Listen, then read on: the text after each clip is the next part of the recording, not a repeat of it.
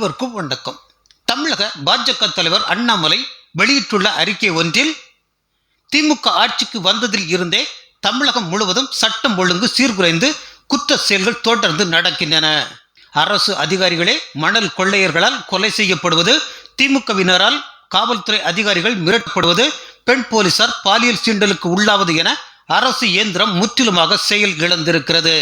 திருவண்ணாமலை கோவிலில் பாதுகாப்பு பணியில் இருந்த பெண் இன்ஸ்பெக்டரை திமுக செயற்குழு உறுப்பினர் ஸ்ரீதரன் என்ற நபர் கன்னத்தில் அறைந்திருக்கிறார் என்ற செய்தி திமுக ஆட்சியில் காவல்துறையின் மாண்பு எந்த அளவுக்கு கீழே இறக்கப்பட்டிருக்கிறது என்பதை காட்டுகிறது.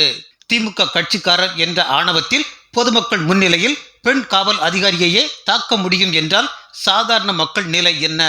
2006-2011 ஆட்சி காலத்தில் செய்த அடாவடிகளால் தொடர்ந்து 10 ஆண்டுகள் ஆட்சிக்கு வர முடியாமல் இருந்ததை மறந்து விட்டதா திமுக? பொதுமக்கள் பொறுமைக்கும் ஒரு எல்லை உண்டு. திமுக குண்டர்களைப் போல் மக்களும் சட்டத்தை கையில் எடுத்தால் திமுகவினருக்கு தெருவில் கூட இடம் இருக்காது என்பதை மறந்துவிட வேண்டாம். பெண் காவல் அதிகாரியை தாக்கிய ஸ்ரீதரனை உடனே கைது செய்து அவர் மீது கடும் நடவடிக்கை எடுக்க வேண்டும்.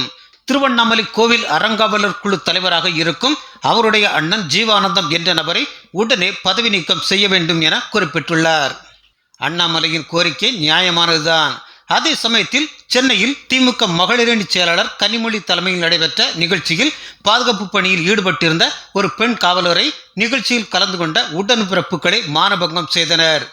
எந்த நடவடிக்கையும் இல்லை. மாறாக அந்த பெண் காவலர் தான் மிரட்டப்பட்டதாக செய்தி வந்தது. அப்படி இருக்க இப்படி கன்னத்தில் அறைந்ததற்கெல்லாம் நடவடிக்கை எடுப்பார்களா என்ன? நன்றி.